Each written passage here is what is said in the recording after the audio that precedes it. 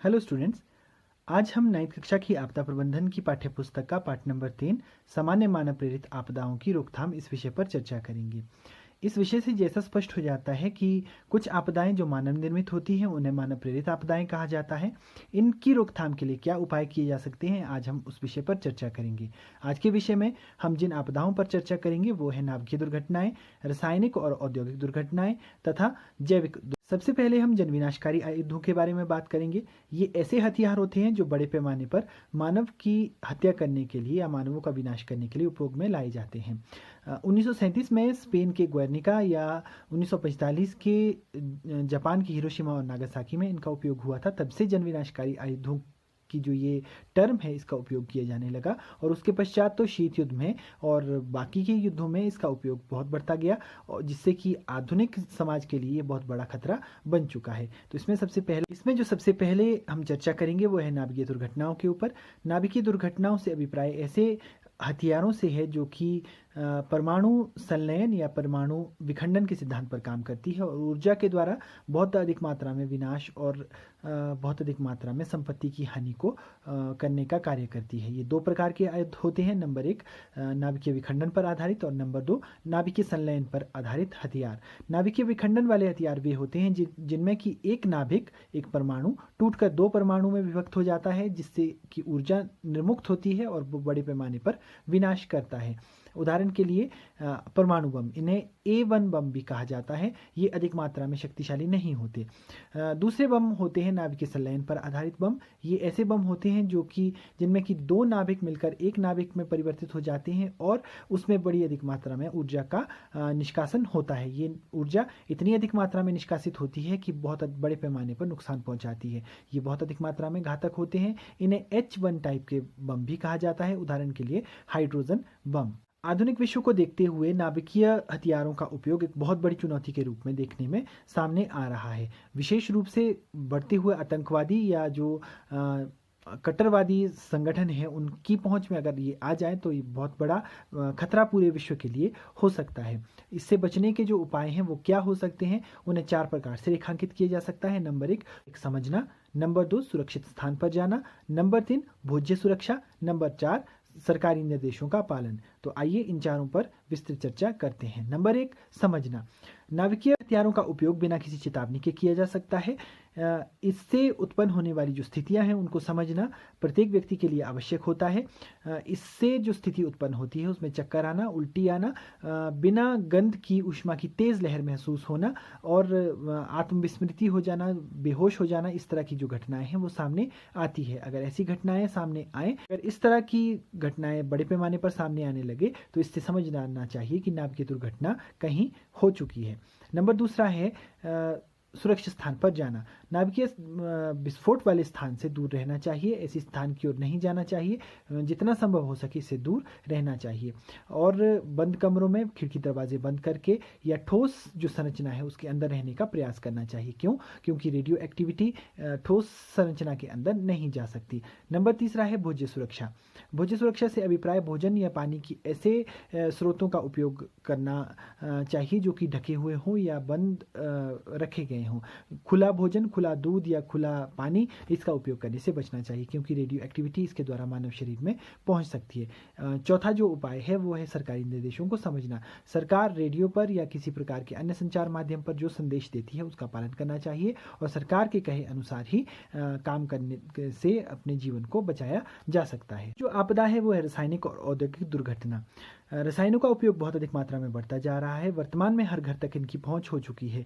घरों में फसलों में उपज में वृद्धि करने वाले रसायन, पेयजल की सफाई करने वाले रसायन, रंग और रोगन के डब्बों में प्रयुक्त होने वाले रसायन, हमारे घर में टॉयलेट की सफाई करने वाले रसायन, नेल पॉलिश रिमूवर, डिओड्रेंट इत्यादि रसायनों के बहुत अधिक सामान्य स्रोत घरों में मौजूद। साथ सर्विस स्टेशन, अस्पताल और अन्य दवाइयों के जो कारखाने हैं वहाँ पर भी रसायनों का बहुत अधिक मात्रा में उपयोग होता है। रसायनों से अधिक क्षति उस स्थिति में होती है अगर दुर्घटना हो जाए या इनका भंडारण अनुचित तरीके से किया जाए या इनका निपटारा जब किया जा रहा हो उसमें कोई वैज्ञानिक पद्धति ना अपनाई जाए। उस स्थिति में ये बहुत अधिक मात्रा में नुकसान पहुंचा सकते हैं।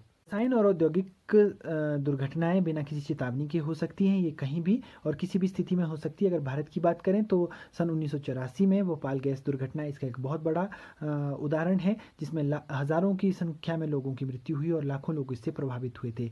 इसी वर्ष 7 मई 2020 को विशाखापट्टनम में एक गैस रिसाव हुआ था, जिसमें कि बहुत सारे लोगों की जान चली गई और पर्यावरण को भी बहुत अधिक क्षति हुई थी। रासायनिक और औद्योगिक दुर्घटनाएं न केवल मानव के लिए अपितु पर्यावरण और वन्य जीव जंतुओं के लिए भी बहुत अधिक मात्रा में नुकसान पहुंचाती हैं। इनसे बचने का जो उपाय है, उसके जो मंदन की कार्यविधियां हैं, उसे इस रूप से समझा जा सकता है। नंबर 1, मानचित्रण। जिस भी स्थान पर रासायनिक या औद्योगिक प्लांट लगे हों, उनका मानचित्रीकरण पहले किया जाना चाहिए। और जहाँ तक संभव हो सके वहाँ से निष्कासन के 2-3 रास्ते अलग अलग बनाए जाने चाहिए। मजदूरों के रहने और उनके लिए जो निवास के स्थान है, वो उस फैक्ट्री से दूर बनाए जाने चाहिए। नंबर 2 है भूमि नियोजन की गतिविधि। जहाँ पर फैक्ट्री लगाई जानी है वहाँ से दूर निर्माण होना चाहिए। फैक्ट्री को ऐसे स्थान में लगाया जाना चाहिए जहाँ पर बस्ती ना हो और जो मजदूरों और अन्य लोगों के निवास स्थान है वो फैक्ट्री से दूर ही होने चाहिए, ताकि किसी प्रकार की दुर्घटना होने पर उन तक इसकी पहुँच सीधे ना हो। नंबर 3 है सामुदायिक तैयारी। समुदाय को किसी भी स्थिति के लिए तैयार रहना चाहिए। समुदाय को अपने स्तर पर अपने लोगों को इसके बारे में जागरूक करना चाहिए कि अगर इस तरह की फैक्ट्री या इस तरह का कारखाना उनके आसपास कहीं पर लगा हुआ है तो इसके लिए उन्हें पहले से तैयार रहना चाहिए। और अन्य जो चौथा इसका उपाय है वो है अन्य उपायों में इसमें लोगों को प्रशिक्षित किया जाना चाहिए कि अगर इस तरह की घटना कभी हो जाती है तो उससे किस तरह से बचना चाहिए। लोगों को बीमा की सुविधा मिलनी चाहिए।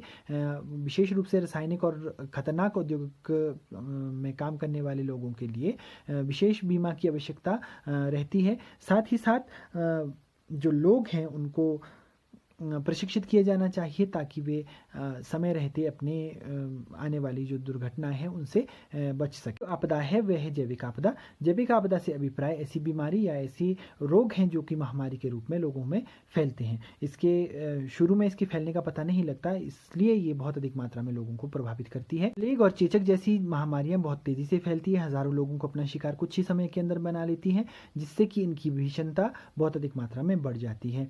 जैविक हथियारों का उपयोग करने के लिए एक बहुत बड़ी जो इसमें जटिलता वो रहती है कि इनका एक तो उपयोग करना बहुत आसान होता है, इन्हें एक स्थान से दूसरे स्थान पर भेजना भी बहुत आसान होता है।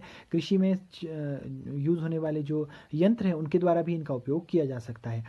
में खुली हवा में रोगाणुओं को छोड़ दिया जाता है या जैविक पदार्थ को खुले में छोड़ दिया जाता है, जिससे ये लोगों में श्वास नली के द्वारा या भोजन या अन्य पदार्थों से उनके शरीर में चला जाता है। और इस तरह से अगर एक बार ये किसी व्यक्ति में फैल जाए तो वहाँ की आसपास की जनसंख्या को प्रभावित करने लग जाता है। कुछ बीमारियां कम तेजी से फैलती हैं, किंतु अधिकतर जो जैविक आपदाएं हैं वो बहुत तेजी से फैलती हैं। इनके लक्षण बहुत देर से भी सामने आ सकते हैं और कभी कभी बहुत तेजी से भी सामने आते हैं।